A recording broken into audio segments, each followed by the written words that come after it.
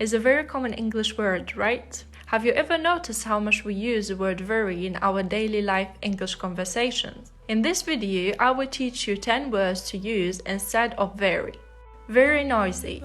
You can say, it's deafening. It's deafening. Example, the music was deafening. Very funny. You can say, it's hilarious. Hilarious. Example, we laughed non-stop while watching the hilarious sitcom. Very tired. You can say, exhausted. Example, the long journey exhausted the children. Very smart.